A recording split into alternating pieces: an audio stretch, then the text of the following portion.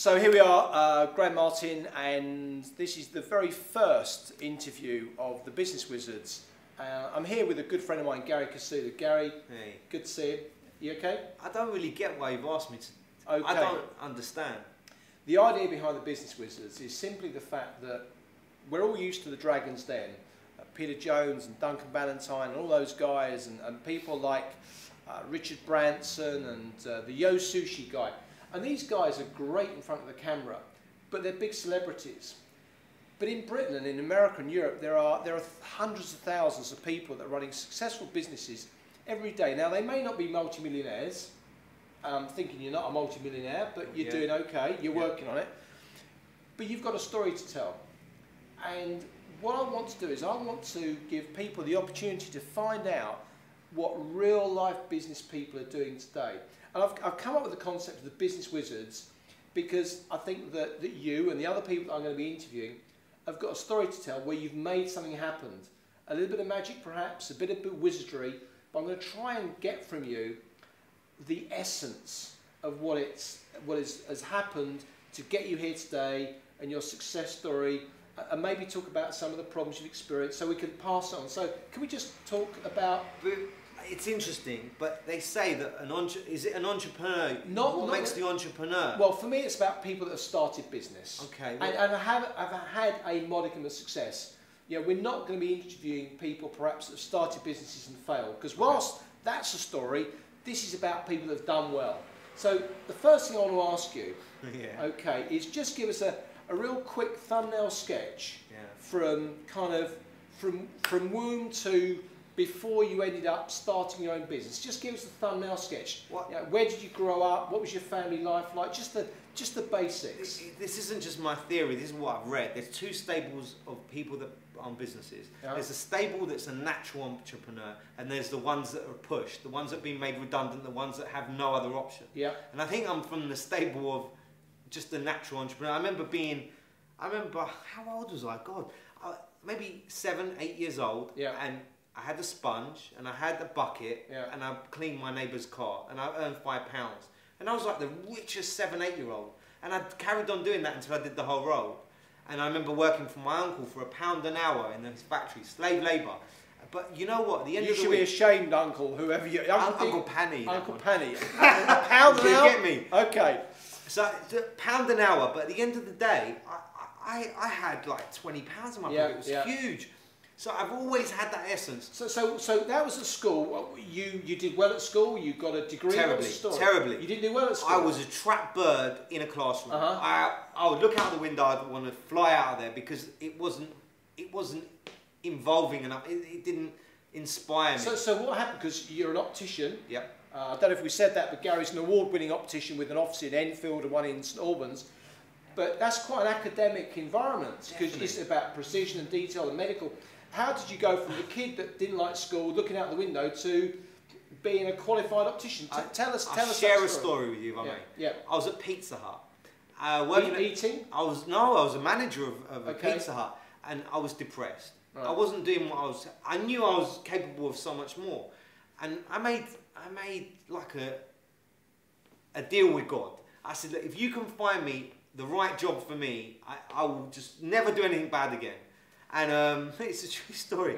And I kept going for interviews to be an optician because I love science. That's all I was ever good at. Couldn't find one. That day that I made that promise, I picked up a magazine, the Optician magazine, looked in the back, found an interview, went for that interview the next day and got it. From the very first day, I loved it. It's like Gandhi says, if you enjoy what you do, you won't have to work a day in your life, and that for me is exciting. So early days. How old were you? You got your first job as an optician at what age? I'm like 21. You're 21. And I knew from the very first day I could do it better.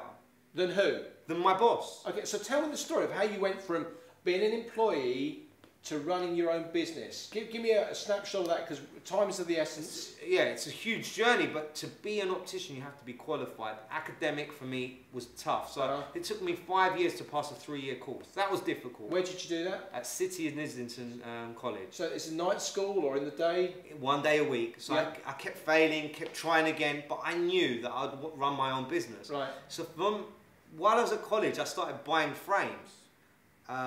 Wholesale and selling them to local people, there was my very first customer, number one, was a guy who cuts kebabs, Donna Kebabs, Pete, in Chichester Road. Really good guy. Is he still there? He's still there. Are you watching Pete from Chichester Road? Disgusting. He had green bits at the bottom of his frame. I said to him, look, Pete, you know what? They're disgusting. Sort it out.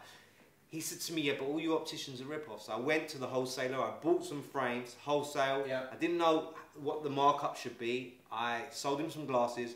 He, ridiculously cheap. He told his friends, it just mushroomed. Before I knew it, I was looking after 400 people's glasses. I was climbing up flats with huge amounts of... And this is whilst you're still working for someone else? That's right. While I was training, the minute I qualified, I went for a sabbatical around the world. I worked in opticians all over the world, in New Zealand, in Hawaii, in America. Now, I've known you for a couple of years. I didn't know that you'd worked all these other places, which must have been quite a formulating experience to go and work. Busman's holiday. I loved it. Rodeo Drive. I was in Rodeo Drive teaching them about minima and about how to adjust, and I thought, you know what, I'm there because I'm so passionate about what I do. I love what I do, so it's not a problem. Now, I know Gary pretty well, so I know some of his backstory, but tell us the story about the day that you decided you were going to go out and work on your own.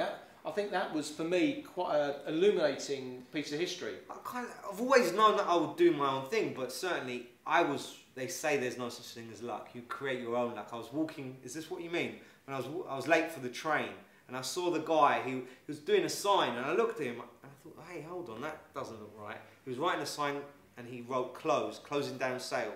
I went in, I asked him if I could buy the lease, and he gave me the landlord's number. Yeah. And really, no real plan. I just thought, this is a great location, let's do it. That's a good story, but I really want to know about when your boss said you're too good, you tried that story. You know the story. Yeah, all right. So that was an interesting one. My boss, my mentor, my guru that has shown me how to do things, he had read the business book. Yeah. Sorry, Mr. Ghani, if you're watching. He read the business book about PDRs, that's Performance Development Reviews. We sat down, we talked, and at the end of it, he said he'd like me to tone down my customer service. What do you mean tone it down? Because he was really fed up, and the other staff were fed up that everyone kept asking for me. They were complaining about you, the other guys, weren't they, in the store as well? Right, and I had to tone it down. Gary was getting all the business because you were being too nice or too good, or what was the story? Yeah, just because everyone was coming to me. They'd say that I'd hold court, because everyone would hold. Yeah. But I think if you're looking... What you want to do is you want to find what business people starting. You got to take a risk. You got to take a risk. You just got to take a risk. So in the early days, did you have a mentor? Did somebody inspire you? I wish I had someone like you at the beginning. If I had someone like you, I would easily be a millionaire by now. That's the key. If you get a mentor at the beginning, I had the EBP, I had the government support structure, but certainly I was the first one in my family to have a business. Yeah. You get a great mentor, it will rocket you to success. EBP. Someone like you, Graham, okay. You're knowledgeable, you're great. If I had you, I'd have been... And what's the EBP, briefly? That stands for... Enfield Business Partnership. These guys, there's EBPs everywhere. Education Business Partnership, yeah? Yeah. EBP, Education Business Partnership. The other thing I want to ask you about was, early days, I mean, you're here, you've got a couple of businesses, you've got staff, you're successful. Tell us about some of the nightmares. Tell me about some of the disasters and what you did to overcome them. Maybe the top two things that have happened to you since you've been in business that have rocked your faith in your ability or other people's goodwill, and how you've overcome them. That's a really tough question. I think preparation is everything. I knew that before I opened the business that bookkeeping and cash flow would be my Achilles heel. Yeah. So I went into partnership with someone who does that. So it could have been a disaster. And then it could have been a disaster if I wasn't good at managing people, because that's a tough part of business, managing people. I think I'm really lucky. I haven't had a disaster as such. Right, well, let me ask you, what would you have done differently? Going back, if you could wind it back, what one, maybe two things would you do? I would have had a mentor like you. Yeah. I would have started off by getting someone to mentor me, maybe a business coach if I didn't have anyone around me. But you watch other people's success, and then you go from there. And that helps. What would you say actually now is the element of of things that really drive you. When you wake up in the morning, what is it that you're thinking about? You're getting ready, you're walking through the door. It's certainly not money. And I think that's where people go wrong. They maybe open a business to create great wealth. And at the beginning, I'll tell you something, it's difficult. Unless you've got a rich uncle or a rich dad or a rich auntie, you're going to struggle at the beginning. And it is tough. You've got to like what you do, you've got to enjoy what you do. And that's what gets you through. When my eyes open in the morning, it's not money that gets me up. It's the fact that I love what I do. But is it your family? Are you doing it for your family? Are you doing it for a sense of ego, dare I say it, to succeed, to get more awards? I guess so, because really, theoretically, I shouldn't be here. I should be under a car, maybe. Tell me, what do you think the next 1, 3, 5 years is going to hold for your business, Good Looking Optics? Well, we're going to get to the £1 million turnover mark, and then we'll see what happens there. See what happens there. Money is not my driver. No, really not. Okay, well, that's good. And if you were just to try and encapsulate a couple of top tips for somebody today that's thinking about going out and going to start their own business in whatever it happens to be. Maybe they're going to start an opticians in Wolverhampton, or they're a car mechanic in Swansea. Just a couple of little golden nuggets. Do your research. Find out about cash, because cash is the blood of a business. You need to know how to pay an invoice. You need to know about customer relationships. You need to know about managing people, reprimanding, praising, delegating. These 3 simple words will get your business driving. And if you're thinking about hiring staff, because in business you're probably going to end up hiring some staff, are there a couple of things that you look for yourself? Definitely. Only employ an 8 or a 9 out of 10. You employ a 4 or a 5, you're going to get. You might be able to increase them 10 or 15 or 20%. But to be honest with you, only employ an 8 and a 9. You know what I mean. And you've had some great successes with taking people kind of off the street that have come to you that want to get involved. And I'm thinking about one lady in particular. Do you want to tell us her story? I had never met the girl, and she phoned for an interview. I could feel her good energy, and she worked for me for today. Or another young man, he came in, he had a bunch of CVs, he was like a drown rat, but I could see some potential in him. So you spend time, you look to try and find out what makes them tick. Can I give you a golden nugget? Hire slowly, fire fast. That you can't go wrong. And have you read any books that you'd like to pass on to people watching that? And there's so much in terms of professional development, motivation, management, marketing.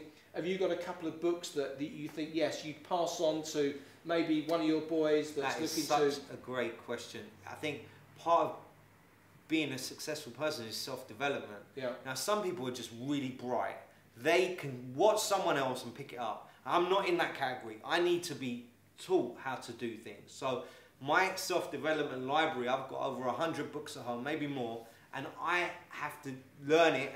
And is there one book that you go, the house is burning down, the kids and the pets are out, I'm going to go and get that one book? What is that one book? Tipping Point, it's a great book. What's that one that talks about being a plant and... not being a plant, I don't know. Oh, I don't know. There's so many good ones. Look at Gary Vaynerchuk. He knows how to run a business. He's got energy. He's got great. And how has the internet and how has social media and the current new methods of marketing impacted your business? Has it indeed? It's such an interesting.